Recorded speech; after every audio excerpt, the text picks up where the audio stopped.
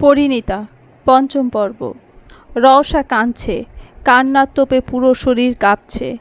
কেন যেন চেয়েও কান্না আটকাতে পারছে না।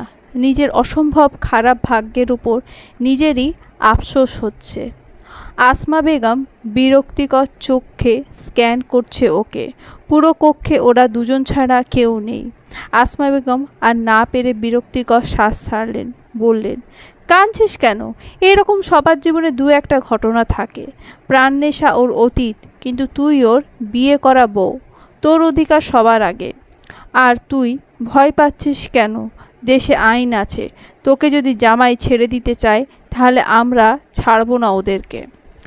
রওশা হাতের উল্টো পিঠে চোখ মুছল, ভাঙা গলায় বলল,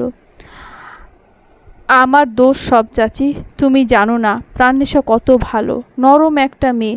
ওকে কষ্ট দিয়েছি আমি, ওর প্রিয় মানুষকে কেড়ে নিয়েছি। মেয়েটা সহ্য করতে না পেরে মৃত্যুকে বেছে নিল। ওর অভিশাপ লাগবে না বুঝি? আসমা বেগম বাঁকা হাসলেন। কেন যেন রওশার শান্তি সহ্য হয় না ওনার। রওশার মায়ের সাথে ভালো সম্পর্ক ছিল না ওনার। মহিলা অত্যধিক সুন্দর, শ্যামবর্ণের।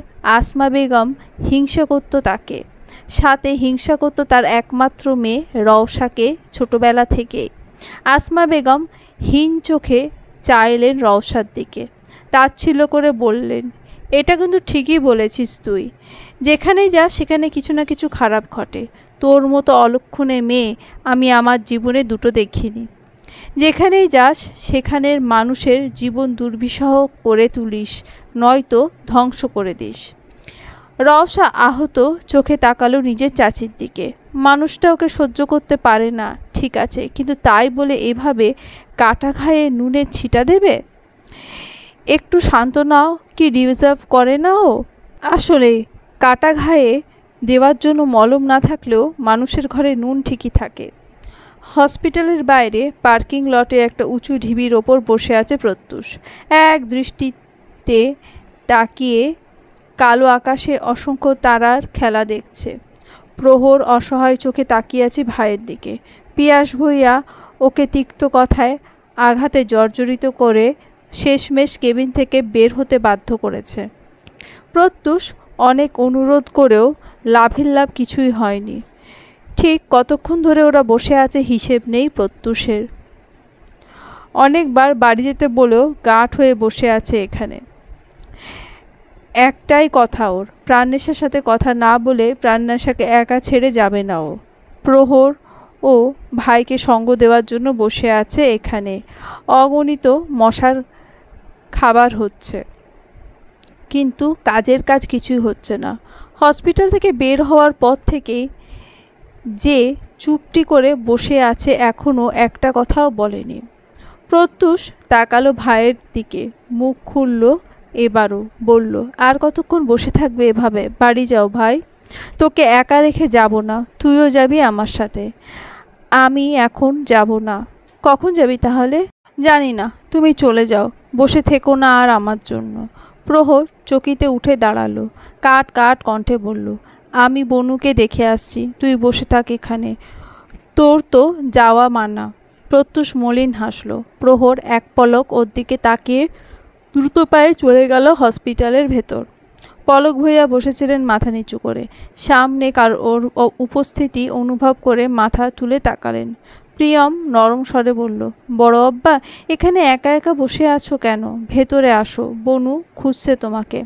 পলক ভইয়া আহত দৃষ্টিতে তাকালেন ওর দিকে, ভাঙা গলায় বললেন, কি করে যাব প্রিয়ম? ওর সাথে দৃষ্টি কি করে মেলাবো আমি? আমার মেয়েটার জীবনটা নিজে হাতে নষ্ট করেছি আমি, কষ্ট দিয়েছি ওকে। এখন যে কিছুই করার নেই, সব যে শেষ হয়ে গেছে। প্রিয়ম এসে হাঁটু গেড়ে বসল, আলতো হাতে ওনার হাতে হাত ধরে বলল, একটা আকস্মিক খারাপ ঘটনায় সব কিছু শেষ হতে পারে না বড় আব্বা। হয়তো বুঝতে সমস্যা হয়েছে আমাদের, তাই বলে প্রাণনেশার জীবন নষ্ট হয়ে যাবে না। আমরা সবাই মিলে সামলাবো ওকে। তুমি যদি এভাবে ভেঙে পড়ো তাহলে কিভাবে হবে বলো তো? এসো আমার সাথে। বনু তখন থেকে খালি বড় বাবাকে খুঁজছে। পলক ভাইয়া চোখ মুছে উঠে দাঁড়ালেন। প্রিয়মের সাথে ধীর পায়ে কেবিনে ঢুকলেন। প্রাণনেশা তাকে দেখে ঠোঁট বিস্তৃত করে হাসল। পলক ভূঁইয়া কচ্ছপের গতিতে গিয়ে ওর পাশে বসলেন। সন্তর্পণে মাথায় হাত বুলিয়ে দিলেন। প্রাণনেশা সংকীর্ণ স্বরে বলল, কোথায় ছিলে তুমি এতক্ষণ? এখনো এখানে ছিলে না কেন? ছিলাম তো আম্মা। তোমাকে ছেড়ে যেতে পারি আমি? প্রাণনেশা মুচকি হাসল। পলক ভূঁইয়া নীরব থাকলেন ক্ষণকাল। পরক্ষণে ওর হাত ধরে অপরাধী স্বরে বললেন, আমাকে ক্ষমা করে দিও আম্মা। ক্ষমা কেন চাইছো তুমি? প্রাণনেশা কপাল কুঁচকে বলল, এই সব কিছুর জন্য আমি দায়। কেন আমি একবার প্রত্যুষের কাছে তার প্রিয় মানুষের নাম শুনতে চাইলাম না? প্রাণনেশা চুপ করে গেল। বিহল কণ্ঠে বলল, বাদ দাও বড় বাবা, কারোর কোনো দোষ নেই, আমার কারোর প্রতি কোনো অভিযোগ নেই। পলক ভূঁইয়া অসহায় চোখে তাকিয়ে হাত বুলিয়ে দিলেন মাথায়। প্রাণনেশা ঠোঁট উল্টে সবার দিকে তাকিয়ে বলল, বাড়ি কখন যাব আমি? ভালো লাগছে না এখানে থাকতে। আগে পুরোপুরি সুস্থ হও, ডক্টর বলেছে কদিন সম্পূর্ণভাবে বেড রেস্টে রাখতে তোমাকে। পিয়াস ভূঁইয়া নম্র স্বরে বললেন, কিন্তু আমার যে একটুও ভালো লাগছে না এখানে। বাড়ি যাব আমি। এখানে থাকলে আরও অস্বস্তি লাগবে আমার। ওদের কথার মাঝে প্রহর হন্তদন্ত হয়ে কেবিনের ভেতরে ঢুকলো। বলল, কি বলছো তোমরা? দেখো না ভাইয়া, প্রাণনেশা বলছে ওর নাকি বাড়ি চলে যেতে মন চাইছে, এখানে থাকবে না, কিন্তু ডক্টর তো ওকে রেস্ট নিতে বলেছে। প্রিয়ম প্রহরকে উদ্দেশ্য করে বলল। প্রহর প্রাণনেশার পাশে এসে বসলো। চিন্তা করার ভান করে বলল, কিন্তু এখন তো যেতে পারবি না, এখনও সুস্থ না তুই। আমার এখানে দম বন্ধ হয়ে আসছে ভাইয়া, আসুক। হাত কাটার আগে মনে ছিল না এখানে থাকতে হবে? এত অতি সাহস যখন দেখিয়েই ফেলেছিস, ভোগ কর এখন। প্রাণনেশা ঠোঁট উল্টে তাকালো। প্রহর নমনীয় দৃষ্টিতে তাকালো ওর দিকে। বলল, আচ্ছা ঠিক আছে, কালকে কেমন? প্রাণনেশা খুশি হয়ে মাথা নাড়ালো। প্রহর পিয়াস ভূঁইয়ার দিকে তাকিয়ে বলল, অনেক রাত হয়েছে চাচু, তুমি আর বাবা না হয় বাড়ি চলে যাও, আমি আর প্রিয়ম আছি এখানে। হ্যাঁ বাবা, তোমরা বাড়ি গিয়ে রেস্ট নাও, দুপুর থেকে দৌড়াদৌড়ির ওপর আছো, তোমরা না আবার অসুস্থ হয়ে পড়ো। কালকে না হয় বনুকে নিয়ে যাওয়ার জন্য আবার এসো। প্রিয়ম সম্মতি দিয়ে বলল। পিয়াস ভূঁইয়া নাকচ করলেন ওদের প্রস্তাব। পলক ভূঁইয়াও সম্মতি দিলেন না ওদের কথা। দুজনের এক কথা, প্রাণনেশাকে একেবারে এখান থেকে নিয়েই বাড়ি ফিরবে ওরা। প্রিয়ম আর প্রহর ব্যর্থ হলো দুজনকে বোঝাতে। শেষমেশ সিদ্ধান্ত হলো প্রহর চলে যাবে। বাড়িতেও ছেলেদের থাকা প্রয়োজন, ওরা তিনজনেই আছে প্রাণনেশাকে দেখে রাখার জন্য। প্রহর সবার থেকে বিদায় নিয়ে বেরিয়ে যায়। প্রত্যুষ পা ঝুলিয়ে আনমনে একভাবেই বসেছিল ডিবির ওপর। প্রহর দৌড়ে আসলো ওর কাছে। প্রত্যুষ দাঁড়িয়ে যায় ওকে দেখে। প্রহর ফোঁস করে শ্বাস ফেলে বলল, জানি জোর করেও কাজ হবে না, তাই তোকে যেতে বলছি না, কিন্তু আমাকে যেতে হবে রে। বাড়িতে মেয়েরা একা, এতগুলো অতিথি, তোর চিন্তা করে লাভ নেই, নিজের চিন্তা নিজে কর। আর শোন, কালকে বাড়ি নিয়ে যাব বনুকে, তুই আজকে রাতে লুকিয়ে দেখে আসতে পারিস কি না দেখ। প্রত্যুষ মাথা নাড়ালো। প্রহর গাড়িতে বসে চোখের দৃষ্টি থেকে অনেক দূরে চলে যায় প্রত্যুষের। সময়টা মধ্যরাত, পরিবেশটা কিছুটা গুমুট থমথমে। প্রত্যুষ নিশ্চুপে এসে কেবিনের সামনে দাঁড়ালো। খরগোশ পায়ে ঢুকলো কেবিনের ভেতর। চঞ্চল চোখ ঘুরিয়ে পুরো কক্ষ দেখলো। কক্ষে হালকা আলো লাইট জ্বলছে। পিয়াস ভূঁইয়া কাগজের ওপর হাত দিয়ে তারপর মাথা রেখে ঘুমাচ্ছে, আর পাশে পলক ভূঁইয়া প্রিয়মের কাঁধে মাথা রেখে ঘুমোচ্ছে। প্রিয়ম মোবাইল টিপতে টিপতে ঘুমিয়ে পড়েছে বোঝাই যাচ্ছে। প্রত্যুষ ঠোঁট টিপে হাসলো। এক একজনের অবস্থা দেখে প্রচণ্ড হাসি পাচ্ছে ওর। প্রত্যুষ বিছানার সামনে গিয়ে মেঝেতে প্রাণনেশার মুখ বরাবর বসলো। প্রাণনেশার ঘুমন্ত মুখের দিকে চেয়ে থাকলো কিছুক্ষণ।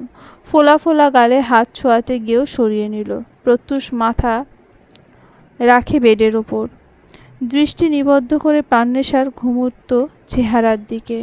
ওর দিকে চেয়ে থেকে অগণিত সময়, কত প্রহর কেটে যায় ওর মায়াবী মুখটা দেখতে তা টের পায় না প্রত্যুষ।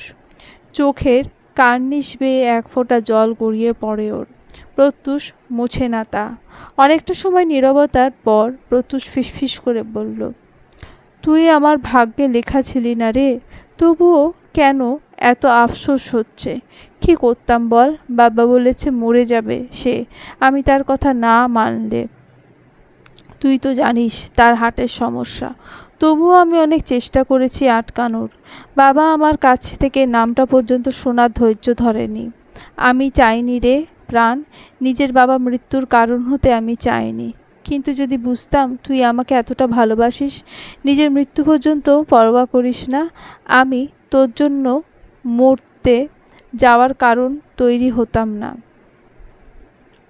তবুও জেনে রাখিস, তোর প্রত্যুষ ভাই ভালোবাসে তোকে, অনেক বেশি ভালোবাসে।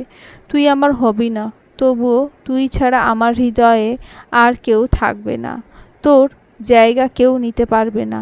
কল্পনায় তুই শুধু আমার, আর কল্পনায় যে আমার, তাকে আমার থেকে কেউ কেড়ে নিতে পারবে না, কেউ না। তুই শুধু আমার হয়েই থাকবি। যদি আমাকে ভুলে যাওয়ার মতো কোনো কারণ তোর জীবনে আসে, তাহলে আমাকে ভুলে যাস, কিন্তু তোকে ভুলে যাওয়া আমার পক্ষে সম্ভব না।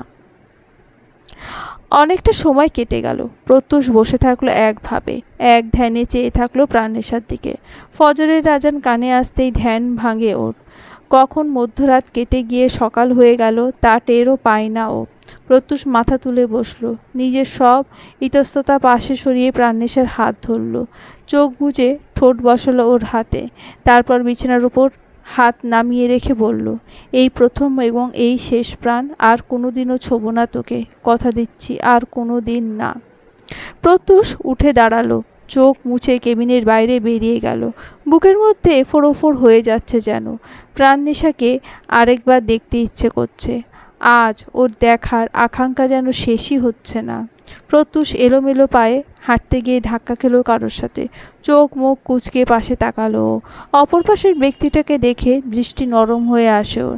সেই ব্যক্তি একই অবস্থা। প্রত্যুষকে দেখে অবাক চোখে তাকালো সে। পরক্ষণেই চিন্তা করার ভান করে বলল, প্রত্যুষ না তুমি? নীল, রাইট? হাসলো সে, উচ্ছ্বসিত কণ্ঠে বলল, ইয়েস। তো কী খবর তোমার ব্রো? সেই যে ক্যাম্পিংয়ে দেখা হলো আমাদের, তারপর তো আর কোনো খোঁজই পাইনি তোমার। প্রত্যুষ হাসলো।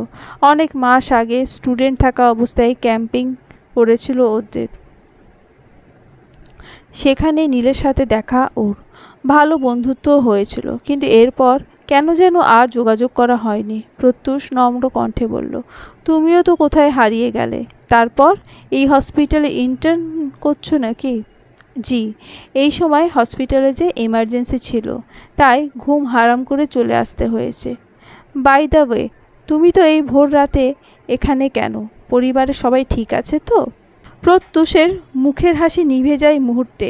প্রাণনেশার কথা মাথায় আসতে আবার পেছন ফিরে কেবিনের দিকে তাকালো ও।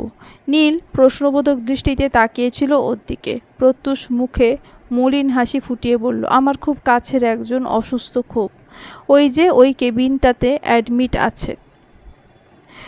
নীল প্রত্যুষের ইশারায় দেখানো কেবিনের দিকে তাকালো, ঠোঁট গোল করে বলল, ও আচ্ছা, তুমি কি সকালে আবার আসবে? আমি আর যাবই না রে। কালকেও ফুল টাইম ডিউটি দিয়েই রেখেছে, থাকতে হবে।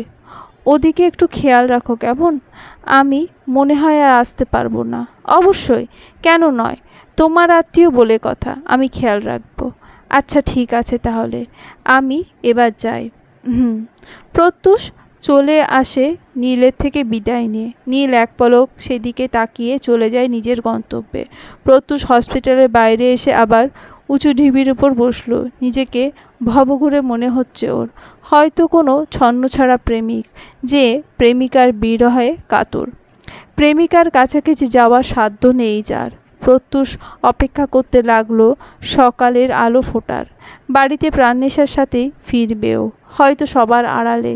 পিয়াস ভুইয়া যে ওকে প্রাণনেশার আশেপাশেও সহ্য করতে পারছে না। প্রত্যুষ দীর্ঘশ্বাস ফেলল।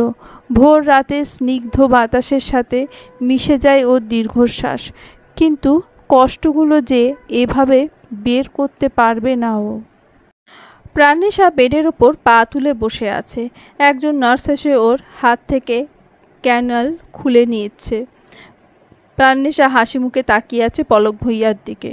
পলক ভূঁইয়া বসে আছে সোফার ওপর। অবশেষে আজকেও ছাড়া পাবে এই বন্দি দশা থেকে ভাবতেই প্রাণেশার খুশি উপচে পড়ে। একদিন এই অবস্থা কাহিল হয়ে গেছে ওর। অসম্ভব ছটফটানি অনুভব হচ্ছিল শরীরে। অনেক প্যানপ্যানানির পর পিয়াস ভূঁইয়ার প্রিয়ম ডিসচার্জ করাতে গেছে।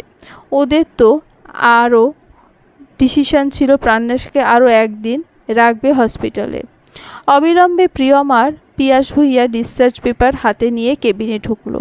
প্রাণেশা হেসে তাকালো ওর দিকে, বলল, হয়ে গেছে? এবার তোকে নিয়ে যেতে পারবো। প্রিয়ম হাসি মুখে উত্তর দেয়। প্রিয়ম এসে প্রাণেশাকে ধরে উঠালো, বুকের সাথে জড়িয়ে নিয়ে বেরিয়ে এলো কেবিন থেকে। নীল হন্তদন্ত হয়ে কেবিনের কাছে আসলো। এতক্ষণ নিজের চেম্বারে বসে বসে ঘুমোচ্ছিল ও। পরক্ষণে ঘুম ভাঙতেই প্রত্যুষের কথা মনে করে দৌড়ে এখানে চলে এসেছে। নীল এসে দেখলো কেবিন খালি। ভাবনায় কপাল ভাঁজ পড়ে ওর। একজন নার্সকে ডেকে জিজ্ঞেস করলো, এই কেবিনে একজন পেশেন্ট ছিল না, কোথায় গেল? কেবিন খালি কেন? এই কেবিনের পেশেন্টকে ডিসচার্জ দেওয়া হয়ে গেছে আজ। পেশেন্টের পরিবার তাকে নিয়ে চলে গেছে বলে চলে গেল নার্স। নীল ঠোঁট উল্টালো। কোনো কাজই ঠিক মতো হয় না ওর দ্বারা। একটা মানুষ ওকে একটা কাজ দিয়ে গেল, সেটাও ঠিক মতো করতে পারল না। নীল হতাশ ভঙ্গিতে মাথা নেড়ে আবার নিজের চেম্বারে চলে যায়। প্রিয়ম প্রাণেশাকে গাড়ির দরজা খুলে বসিয়ে দেয়। নিজে গিয়ে সামনে ড্রাইভিং সিটে বসে। পলক ভূঁইয়া আর পিয়াস ভূঁইয়া অন্য গাড়িতে আসবেন। প্রাণেশার সিটে হেলান দিয়ে চোখ বন্ধ করে তখনই সামনের সিট থেকে কেউ ভৌ করে ভয় দেখায়। প্রাণেশা চমকে যায়। বুকে থুতু দিয়ে সামনে তাকিয়ে দেখে মুগ্ধ দাঁত কেলিয়ে তাকিয়ে আছে ওর দিকে। প্রাণেশা চোখ ছোট ছোট করে তাকায় ওর দিকে। মুগ্ধ টেডি হেসে বলল, কিরে, মরিসনি এখনো তুই? আমি তো ভাবলাম খুব তাড়াতাড়ি একটা মেজবান খেতে পারবো।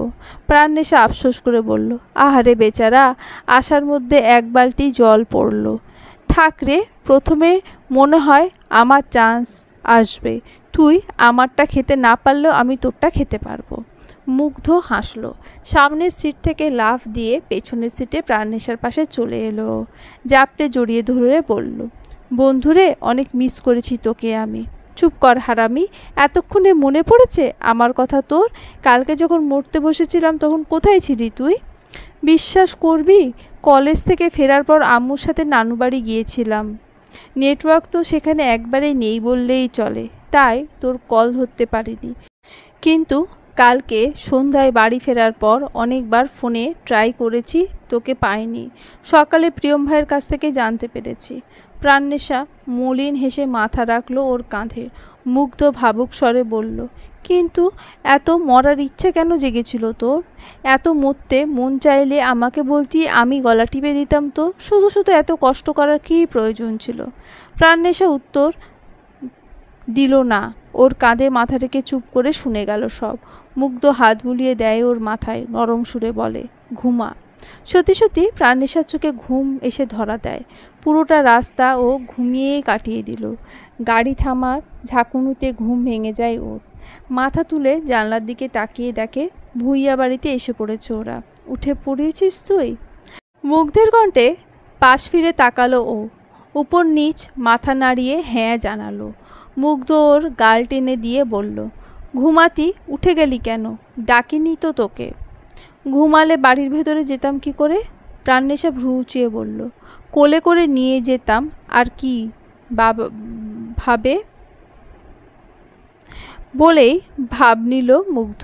প্রাণেশা হাসতে হাসতে বলল, হ্যাঁ হ্যাঁ, তারপর অর্ধেক গিয়ে আমাকে সহ নিয়ে উল্টে পড়তি। মুগ্ধ গাড়ি থেকে নেমে দরজা খুলে নামালো ওকে। প্রিয়মও নিচে নেমে এসে নিজের সাথে জড়িয়ে নেয় বোনকে। প্রাণেশা দুর্বল পা ফেলে হাঁটতে থাকে। ড্রয়িং রুমে মনেরা বেগম প্রাণেশাকে বুকের মধ্যে জড়িয়ে ধরে কাঁদছেন। কতক্ষণ এভাবে তিনি প্রাণেশাকে নিয়ে বসে আছেন তার হিসেব নেই। প্রাণেশা চুপচাপ লেপ্টে আছে মায়ের বুকের সাথে। মালিহা বেগম হাত বুলিয়ে দিচ্ছেন ওর মাথায়। ড্রয়িং রুমে প্রায় বাড়ির সবাই উপস্থিত আছে। প্রিয়ম মাকে শান্ত করার চেষ্টা করলো, বলল, আম্মু, ওর রেস্টের প্রয়োজন, কিছু খেতে দাও ওকে। কাঁদতে কাঁদতে তো দেখি তুমি নিজেই অসুস্থ হয়ে পড়বে। মনারা বেগম নিজেই ওকে ছেড়ে চোখ মুছলেন। প্রাণেশা সারা মুখে হাত বুলিয়ে দিয়ে বললেন, একদিন আমার থেকে দূরে ছিলি, তাতেই কি অবস্থা হয়েছে তোর? প্রাণেশা ঠোঁট উল্টোলো, বলল, খিদে পেয়েছে অনেক আম্মু। মনারা বেগম মমতার দৃষ্টিতে তাকালেন ওর দিকে। মেয়েটা যে একেবারেই খিদে সহ্য করতে পারে না। মাহিলা বেগম আশেপাশে তাকিয়ে দেখল প্রত্যুষ নেই। এতক্ষণে খেয়াল হলো তার বাড়ির সবাই আসলেও প্রত্যুষ আসেনি। তাই তিনি বাড়ির পুরুষদের উদ্দেশ্যে জিজ্ঞেস করলেন, তোমরা সবাই এসেছো, প্রত্যুষ কই? ও আসেনি তোমাদের সাথে? প্রিয়ম অবাক হয়ে বলল, কি বলছো বড় মা? প্রত্যুষ ভাই তো কাল রাতেই হসপিটাল থেকে বেরিয়ে গেল। তাহলে প্রহর যে আমাকে বলল ও তোমাদের সাথে আসবে কাল সকালে। ওদের কথার মাঝেই গট গট পায়ে হেঁটে সদর দরজা দিয়ে ঢুকলো প্রত্যুষ। কারোর দিকে দৃষ্টিপাত না করে সোজা সিঁড়ি বেয়ে ওপরে উঠে গেল। সবাই অবাক হয়ে তাকালো ওর দিকে, কিন্তু প্রাণেশা মাথা নিচু করে থাকে, একবার চোখ তুলেও তাকায়নি পর্যন্ত সেদিকে। মনারা বেগম ফোঁস করে শ্বাস ফেললেন। প্রিয়মকে উদ্দেশ্য করে বললেন, ওকে নিয়ে ঘরে যা, আমি নাস্তা বানিয়ে আনছি। প্রিয়ম এগিয়ে উঠালো প্রাণেশাকে, বুকের সাথে এক প্রকার জড়িয়ে ধরে সিঁড়ি দিয়ে উঠল। দোতলায় উঠতেই রওশার সম্মুখীন হয় ওরা দুজন। রওশার পা থমকে যায় ওদের দেখে। প্রিয়ম একবার শুধু তাকায় আর চোখে ওর দিকে। কোনো মত বিনিময় না করে বোনকে নিয়ে তিনতলায় উঠে যায়। রওশা এক দৃষ্টে তাকিয়ে থাকে ওদের যাওয়ার দিকে। মনারা বেগম চুলায় মাংস চাপিয়েছে, আরেক চুলায় রুটি। মালিয়া বেগম মাংসের পাতিল নামিয়ে রেখে চা চড়ালেন। আসমা বেগম সেই কখন চা চেয়েছেন, প্রাণেশা আশায় আর দেওয়া হয়নি। মালিহা বেগম চটজলদি চা বানিয়ে একটা কাপে ঢেলে দ্রুত পায়ে ড্রয়িং রুমে আসলেন। সোফায় বসে থাকা মনারা বেগমের দিকে এগিয়ে দিলেন চায়ের কাপটা। আসমা বেগম হাত বাড়িয়ে নিলেন, মুখ বেঁকিয়ে বললেন, এক কাপ চা দিতে এতক্ষণ সময় লাগে? সেই সাত সকালে উঠে এক কাপ চা চেয়েছিলাম তোর কাছে, কিন্তু তুই দিচ্ছিস এখন। মাহিলা বেগম শাড়ির আঁচলে নিজের ঘরমতো মুখ মুছলেন, বললেন, আমি তখনই চা দিয়ে দিতাম তোমাকে, কিন্তু প্রাণনেশাটা বাড়ি ফিরল। কত ঝড়ঝাপটা পেরিয়ে বেঁচে ফিরেছে মেয়েটা। একটা মাত্র মেয়ে আমার, ওর পাশে না বসে আমি কি করে চা বানিয়ে দিতাম বলো তো? আসমা বেগম মুখ বেঁকালেন আবার, তাচ্ছিল্য করে বললেন, মরতে গিয়েছিল কেন রে? শুধু শুধু বাড়ির ছেলেগুলার দৌড়ঝাঁপ করানো লাইগা? মালিহা বেগম বিরক্তিতে নাক কুচকালেন। তার মায়ের প্রতিটা ব্যাপারে খুঁত ধরার স্বভাব আর গেল না। আস্তে ধীরে কণ্ঠে বললেন, মা, এসব বলা বন্ধ করো, কেউ শুনতে পাবে। আসমা বেগম তেতে উঠলেন আরও, গলার স্বর বড় করে বললেন, শুনুক না, কাউকে ভয় পাই নাকি আমি? আর ওই মাইডা তোর দেওয়ারের মাইয়ার তো পেটে মাইয়া না, তাই তো তোর ছেলেকে না পাওয়ার দুঃখে মরতে বসলো। কি বেলাজা মাইয়া রে বাবা!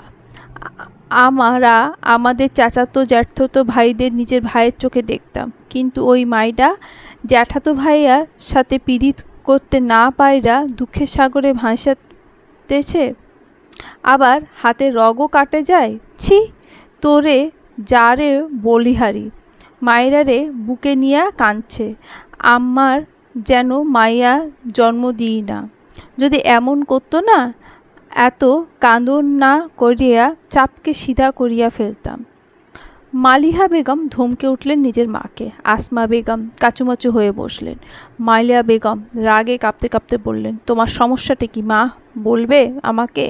কেন এসব বলছো? প্রাণনেশাকে নিয়ে একটা খারাপ কথা বলবে না তুমি। বিশ্বাস করো, যদি আমি জানতাম ও ভালোবাসে প্রত্যুষকে, তবে কখনোই এই বিয়েটা হতে দিতাম না। মেয়েটা তো আমাদের দোষারোপ পর্যন্ত করলো না। যেখানে সব দোষ আমাদের, সেখানে তুমি ওকে নিয়ে কন্টিনিউয়াসলি খারাপ কথা বলে যাচ্ছ। প্লিজ হাত জোড় করে বলছি তোমাকে, আমার সংসারটা ভেঙো না তুমি। প্রাণনেশা এই বাড়ির প্রাণ, ওর কিছু হলে ভেঙে যাবে আমার সাজানো বাড়িটা। আসমা বেগম আর কিছু বললেন না, চুপ থাকাই শ্রেয় মনে করলেন। মালিহা বেগম আর কিছু না বলে গটগট পায়ে হেঁটে কিচেনের দিকে চলে যান, কিন্তু কিচেনের দরজার পাশে মনারা বেগমকে দাঁড়িয়ে থাকতে দেখে থেমে যায় ওনার পা। মনারা বেগম মুখ কালো করে দাঁড়িয়ে আছেন, হাতে খাবারের ট্রে। মালিহা বেগম মনে মনে ভয় পেলেন ভীষণ। শুনে ফেলল না তো ওনার মায়ের কথাগুলো? তিনি আগ বাড়িয়ে কিছু বলতে যাবেন, তার আগেই মনারা বেগম বললেন, প্রাণনেশার জন্য খাবার নিয়ে যাচ্ছিলাম। বলেই তিনি যাওয়ার জন্য পা বাড়ালেন। একটু গিয়ে আবার পেছন ফিরে তাকালেন তিনি, শক্ত কণ্ঠে বললেন, তোমার প্রতিবাদ করার দরকার ছিল না আপা। আসলেই আমি আমার মেয়েটাকে শাসন করতে পারিনি। কি করে করব বলো? ওর গায়ে একটু ফুলের টোকা লাগলেও আমার বুক ছারখার হয়ে যায়। সেখানে আমার মেয়েটা মরতে মরতে বেঁচেছে, কি করে ওকে মারি বলো তো? ওটা হয়তো শুধু ওনার দ্বারাই সম্ভব। বলেই দ্রুত পায়ে হেঁটে চলে গেলেন উনি। মালিহা বেগম থম মেরে দাঁড়িয়ে থাকে, মনের মধ্যে কু ডাকছে, ওনার স্বাদের সংসারটা না ভাঙলেই হয়। বাড়িটা যেমন একটা একটা ইট গেঁথে বানানো হয়েছে, তেমনি তিনি একটু একটু ভালোবাসা ঢেলে সংসারটা সাজিয়েছিলেন। কিন্তু এখন যে সে ভালোবাসায় ফাটল ধরেছে। প্রাণনেশা বালিশের সাথে হেলান দিয়ে আধশোয়া হয়ে বসে আছে। রাহাত ঘুমাচ্ছে ওর কোলে। প্রাণনেশা অতি আদরে হাত বুলিয়ে দিচ্ছে ওর মাথায়। কাঁদতে কাঁদতে ঘুমিয়েছে ছেলেটা। মাম্মাকে নাকি অনেক বেশি মিস করেছিল সে। রিধিতা আর আরিশা চুপচাপ বসে আছে বিছানার ওপর। নীরবতা ভেঙে রিধিতা বলল, জানিস কাল পুরোটা রাত ঘুমায়নি ওর নাকি পেটে ব্যথা করছে। পরে বুঝলাম পেটে ব্যথা করছে না, ওটা ওর মাম্মামের জন্য মন জ্বলছে ওর। বেশিরভাগ রাত তো তোর সাথেই ঘুমাতো, পুরোটা রাত কান্না করেছে। প্রাণনেশা মিষ্টি হেসে আরেকটু বুকের কাছে জড়িয়ে নিল ওকে। আরিশা মুখ কালো করে বলল, কেন করলি এটা দোস্ত? কি করেছি? কোনো ভনিতা ছাড়াই বলল প্রাণনেশা। আরিশা আর বলল না কিছু, শুধু বিশ্রী ঘটনাগুলো মনে করিয়ে দেওয়ার দরকার কি। এর চেয়ে প্রাণনেশাকে হাসি খুশি রাখার চেষ্টা করবে ওরা। মনারা বেগম খাবার ট্রে নিয়ে ঢুকলেন ভেতরে। প্রাণনেশা মায়ের দিকে তাকিয়ে হাসল। সেও বিনিময়ে হাসি দেওয়ার চেষ্টা করল। মনারা বেগম খাইয়ে দিচ্ছে প্রাণনেশাকে। প্রাণনেশা মনোযোগ দিয়ে দেখল নিজের মাকে। গোমড়া মুখে খাইয়ে দিচ্ছেন উনি। প্রাণনেশা খেতে খেতে জিজ্ঞেস করলো নিজের মাকে, কি হয়েছে আম্মু, মন খারাপ এখনো তোমার? না, তোমাকে এত কথা বলতে কে বলেছে? চুপচাপ খাও তুমি। প্রাণনেশা অবাক হয়ে তাকালো মায়ের দিকে। কেন বকা খেলো মাথায় ঢুকলো না ওর। কিন্তু মনারা বেগমের মনে অন্য চিন্তা। প্রাণনেশা কি আদেও স্বাভাবিক থাকতে পারবে এই বাড়িতে? যতই বলুক স্ট্রং হবে, কিন্তু রওশা আর প্রত্যুষকে একসাথে দেখলে যদি আবার দুর্বল হয়ে পড়ে, ও আবার যদি কষ্ট পায় তার মেয়েটা, তাহলে কি করবে? চলে যাবে এই বাড়ি ছেড়ে? ভাবতেই মনারা বেগমের আত্মা কেঁপে উঠল। কি করে যাবে এই বাড়ি ছেড়ে উনি?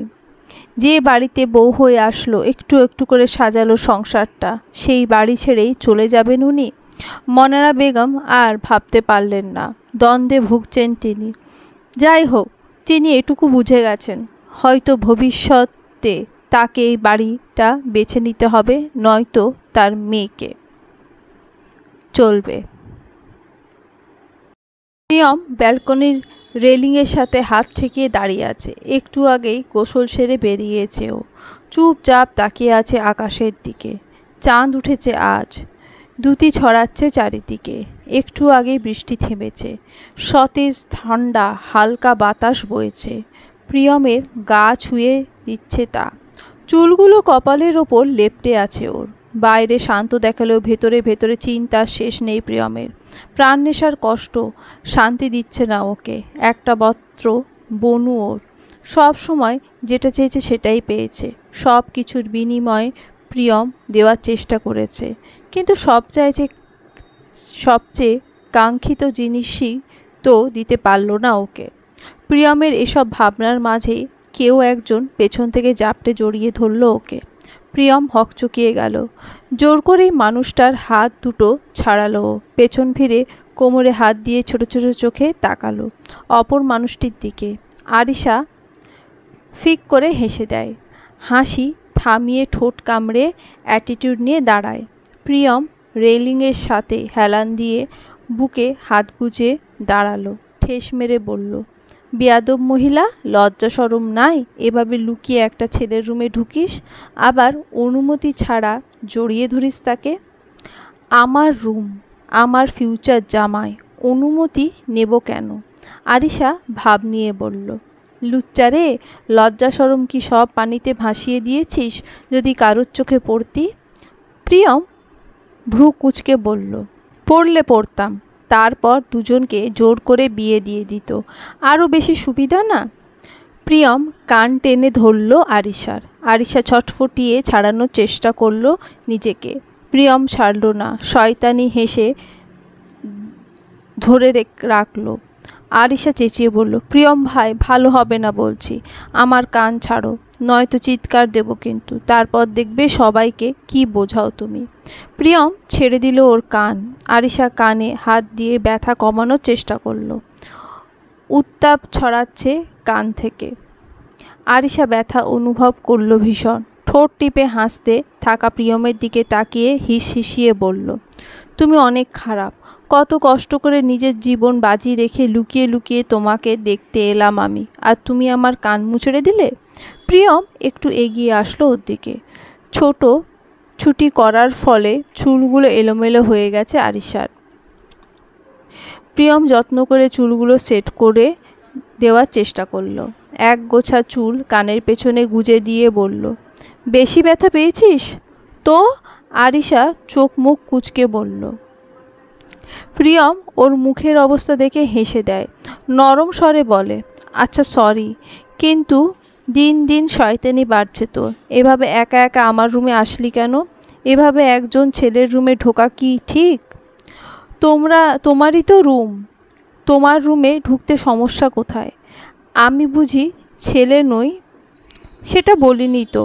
তুমি আর অন্য ছেলে এক হলে নাকি? এক নই, না, তুমি আলাদা। প্রিয়ম হেসে দিল, মুগ্ধ দৃষ্টিতে তাকিয়ে বলল, হোস্টেলে এভাবে ফোন দিস কেন? আমার ফোন মাঝে মধ্যে আমার বন্ধুদের কাছে থাকে। তোর মিষ্টি মিষ্টি কণ্ঠ শোনা নাম্বার খোঁজে আমার থেকে। অনেকে আবার মজায় জড়ায় আমাকে।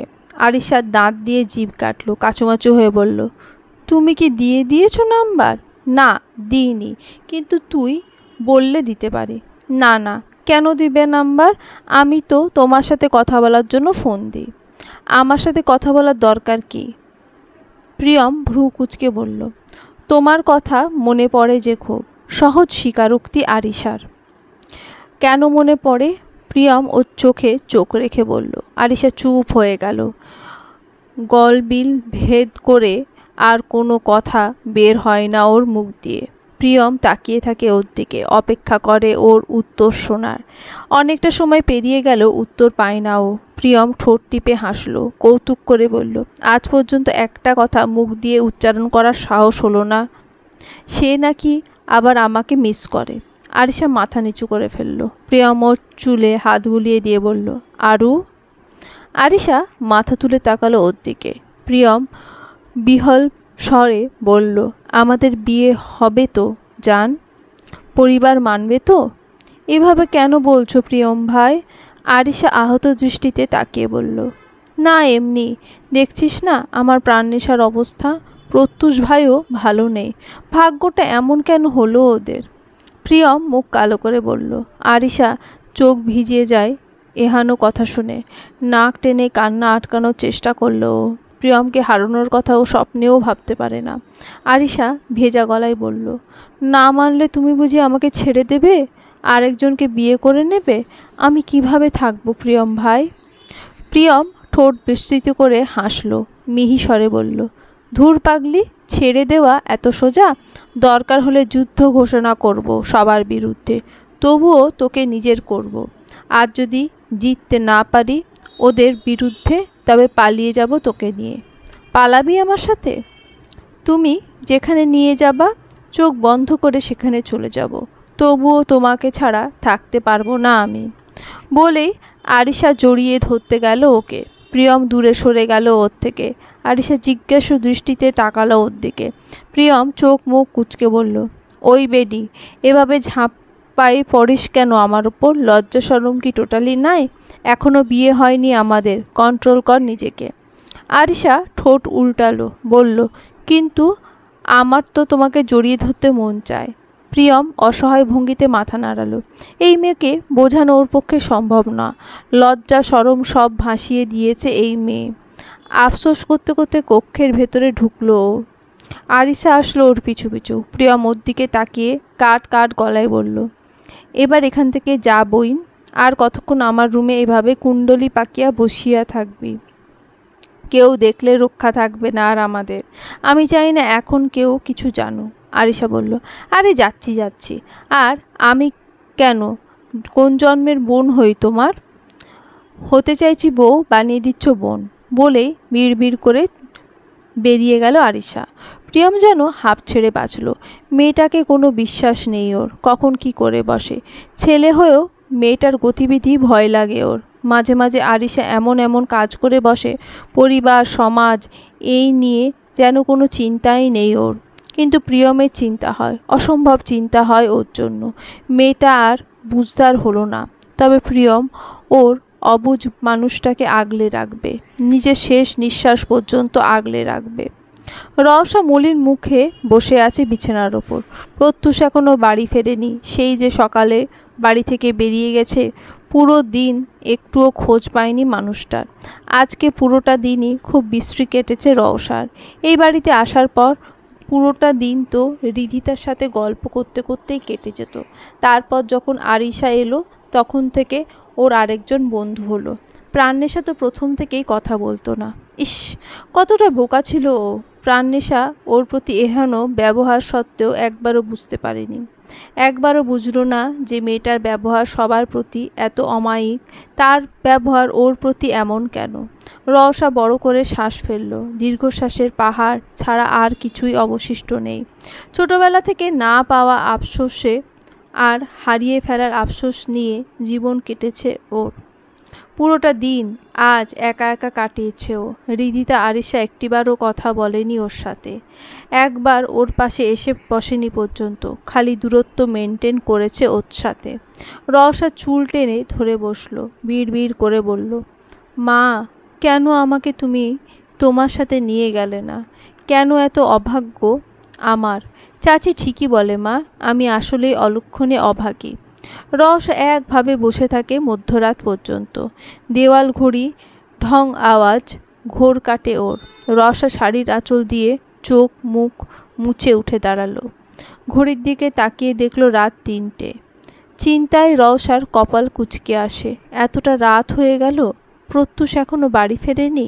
রওশা দরজা দিয়ে বেরোতে যাবে, তার আগেই কারোর পায়ের গট গট আওয়াজে থেমে যায় ও। পিছিয়ে এসে বিছানায় বসে। প্রত্যুষ হন্তদন্ত হয়ে কক্ষের ভেতরে ঢুকলো। রওশাকে বিছানার উপর বসে থাকতে দেখে অবাক হয়ে বলল, এ কি, এখনও ঘুমাননি আপনি?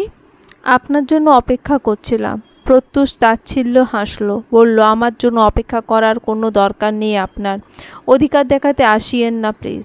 আমার জীবনবিধি এমনই, আপনার জন্য বদলাবে না। বলেই রওশার দিকে না তাকিয়ে দ্রুত পায়ে ওয়াশরুমে ঢুকে যায়। রওশা অসহায় দৃষ্টিতে চেয়ে থাকে। মনের অনেক প্রশ্ন মনেই রয়ে গেছে ওর, মুখে আনার সাহস পায়নি। স্ত্রীর অধিকার নিয়ে জিজ্ঞেস করতে চেয়েছিল, এত রাত পর্যন্ত কোথায় ছিল প্রত্যুষ? কেন এত রাতে বাড়ি ফিরল ও? কিন্তু পারেনি প্রশ্নটা করতে। প্রত্যুষ ওকে সেই অধিকার দেয়নি। রওশা বিছানা থেকে বালিশ নিল, ধীর পায়ে হেঁটে গিয়ে কাউচের ওপর ধপ করে শুয়ে পড়ল। কয়েকদিন ধরে এভাবে থাকছে ও, হয়তো ভবিষ্যতেও থাকতে হবে। যদিও প্রত্যুষ বলেছিল রওশা যেন খাটে শয়, প্রত্যুষ কাউচে শোবে, কিন্তু রওশা কাউচের উপর থাকা বেছে নিয়েছে। মানুষটার কক্ষে ঢুকে তারই কোনো জিনিস কেড়ে নিতে চায়নি ও। এমনিতেই তো সব কেড়ে নিয়েছে। ভাবতেই দীর্ঘশ্বাস ফেলল রওশা। এভাবেই আরেকটা রাত বুকের দীর্ঘশ্বাসে কেটে যাবে ওর। মাথার উপর কারোর হাতের ছায়া অনুভব করতেই প্রাণনেশার ঘুম ভাঙে। প্রাণনেশা চোখ পিটপিট করে খুলল। কেউ একজন যত্ন সহকারে ওর মাথায় হাত বুলিয়ে দিচ্ছে। পুরোপুরিভাবে ঘুম ভাঙতেই প্রাণনেশার পাশ ফিরে তাকালো। প্রাণনেশার ছোট মামা ইয়াসির আহমেদকে দেখতেই হাসি ফুটে ওঠে ওর মুখে। সেও হেসে তাকাইয়ে আছে তার দিকে।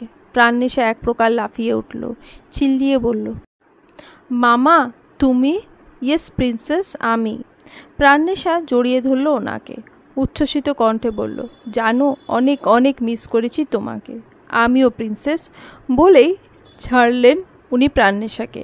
মাথায় হাত বুলিয়ে দিয়ে বললেন, এসব কি শুনলাম আমি? প্রাণনেশার হাসি নিভে যায়, তবুও মুখে কৃত্রিম হাসি ফুটিয়ে আমতা আমতা করে বলল, কি শুনেছ? চালাকি করছো?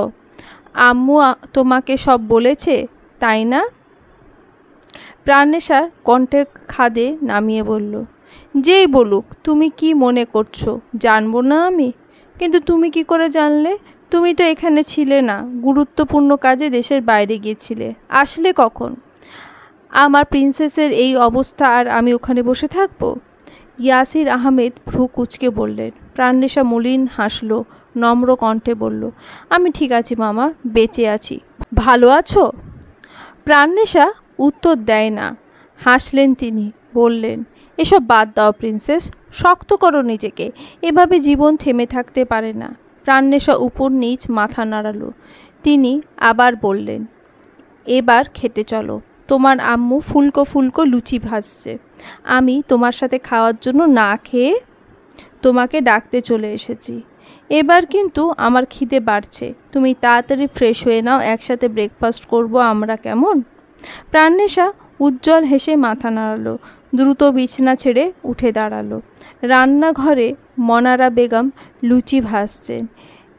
একবার লুচি বেলছেন, আবার তা উত্তপ্ত তেলে ছেড়ে দিচ্ছেন। মালিহা বেগম তরকারি কুটছেন, কয়েকজন সার্ভেন্ট সাহায্য করছেন তাদের। রিধিতা ডাইনিংয়ে বসে রাহাতকে খাওয়াচ্ছে। একটু পরই প্রহর অফিসের জন্য বেরোবে। রাহাতকে নামিয়ে দেবে ওর স্কুলের সামনে। রওশা নিশ্চুপ কিচেনের সামনে এসে দাঁড়ালো। খরগোশ পায়ে ঢুকলো কিচেনের ভেতরে। সবাইকে কাজ করতে দেখে কুণ্ঠিত বোধ করলো কিছুটা। ও নিজেও তো এই বাড়ির বউ, তারপরও কাজ না করে গ্যাঁট হয়ে দাঁড়িয়ে থাকা নিশ্চয়ই মানায় না ওকে। রওশা এগিয়ে গেল মালিহা বেগমের কাছে, নম্রভাবে ডেকে বলল, আম্মু আমি কেটে দেই সবজিগুলো? মালিহা বেগম ওর দিকে তাকিয়ে মুচকি হেসে বললেন, উঠে গেছো তুমি? লাগবে না মা, আমি কেটে নেব। দিন না আম্মু, আমি সাহায্য করি। মালিহা বেগম নাকচ করলেন আবার। রওশা জোড়াজুড়িতে না পেরে বললেন, আমার সাহায্য লাগবে না রওশা, তুমি বরং তোমার ছোট আম্মু হাতে হাতে একটু কাজে এগিয়ে দাও, ওর সাহায্য লাগবে কিনা দেখো। রওশা গিয়ে দাঁড়ালো মনারা বেগমের পাশে। উকি ঝুঁকি মেরে নম্র কণ্ঠে বলল, আমি বানাই বাকি লুচিগুলো ছোটো মা, লাগবে না। মনারা বেগম কাট কাট কণ্ঠে বললেন। রওশা আবার বলল, আচ্ছা অন্তত বেলে দিই। সেটারও প্রয়োজন নেই, অকপট স্বীকারোক্তি। রওশা তবুও মানল না। সে স্পষ্ট দেখতে পাচ্ছে মনারা বেগম ঘেমে একাকার হয়ে গেছেন, তাই সে এটা ওটা জিজ্ঞেস করলো, সাহায্য করতে চাইল অনেকভাবে। মনারা বেগম অতিষ্ঠ হয়ে শব্দ করে বেলন রাখলেন। রওশা চমকে উঠল। মনারা বেগম কাট কাট গলায় বললেন, তোমার সমস্যাটা কি? কাজে ব্যাঘাত ঘটাচ্ছ কেন?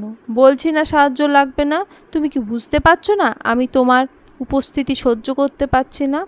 রওশা থতমত খেল, বিহল স্বরে বলল, আমি কি করেছি ছোটো মা? তুমি কেন রেগে আছো আমার ওপর? আমি তোমার ওপর রেগে নেই রওশা, আমি শুধু তোমাকে সহ্য করতে পারছি না। তুমি আর আমার সামনে এসো না, আমি হাত জোড় করে বলছি, এত ভালোবাসা দেখানোর দরকার নেই তোমার। রওশা ধাক্কা খেলো যেন। এত কটু কথায় চোখে পানি চলে এলো ওর। মাহিলা বেগম হতবাক হয়ে তাকালেন নিজের জায়ের দিকে। এতটা রেগে যেতে তিনি কোনো দিন দেখেননি মনারা বেগমকে। উল্টো সে রেগে গেলে মনারা বেগম সামলাতো তাকে। তাহলে আজ কেন এই রাগ? মালিহা বেগম অবাক হয়ে জিজ্ঞেস করলেন, কি হয়েছে তোর? রওশা কি ভুল কিছু করেছে? কিছু করেনি ও আপা, শুধু আমার থেকে দূরে থাকতে বলো ওকে। মানা করো এত ভালোবাসা দেখাতে, মনারা বেগম রাগী স্বরে বললেন। মালিহা বেগম অবাক হয়ে তাকিয়ে থাকলেন ছোট জায়ের দিকে। শান্ত মানুষগুলো সহজে রাগে না, কিন্তু রেগে গেলে ভয়ঙ্কর রূপ ধারণ করে। মনারা বেগমের ক্ষেত্রেও এটা হয়েছে, কিন্তু তিনি হঠাৎ রেগে গেল কেন তা বুঝতে পারছে না মালিহা বেগম। মালিহা বেগম দোনামনা করে বললেন, কিছু একটা তো হয়েছে তোর, নয়তো কোনো কারণ ছাড়া রওশার সাথে এমন কেন করবি তুই? মনারা বেগম উত্তর তো দিলেনই না, উল্টে গম্ভীর সুরে বললেন, ছেলের বউয়ের জন্য কষ্ট লাগছে বুঝি আপা? নয়তো বললাম ওকে, তোমার গায়ে লাগলো কেন? মালিহা বেগম আঁতকে উঠলেন যেন ওনার কথা শুনে। এবার তিনিও কিছুটা শক্ত কণ্ঠে বললেন, পাগল হয়ে গেছিস তুই? কী সব আবোল তাবোল বলছিস? মনারা বেগম বিচলিত হলেন না। তার বড় যা তাকে ধমক দিতে পারে, বড় হওয়ার অধিকারে শাসন করতে পারে, কিন্তু তিনি নিজের অভিব্যক্তি বদলালেন না। গম্ভীর স্বরে বললেন, হয়তো আপা, বাড়িতে যেসব কাণ্ড কারখানা ঘটছে তাতে পাগল না হয়ে উপায় কোথায়? কেন এমন করছিস রে? মালিহা বেগম হতাশ কণ্ঠে বললেন, তুমি বুঝবে না আপা, তোমার নিজের কেউ সাফার করছে না। যেদিন নিজের কোনো মানুষকে প্রতিনিয়ত যন্ত্রণা সহ্য করতে দেখবে, চোখের সামনে কষ্ট পেতে দেখবে, সেদিন হয়তো বুঝবে কেন আমি আজকে এমন করছি। বলেই তিনি লুচির প্লেট হাতে নিয়ে গটগট করে বেরিয়ে গেলেন। পেছন ফিরে একবার চাইলেন না পর্যন্ত। হয়তো তিনি বুঝতেও পারলেন না কিভাবে তিনি একটা পরিবারের ভাঙ্গাউনের সুর বাজিয়ে গেলেন। চলবে।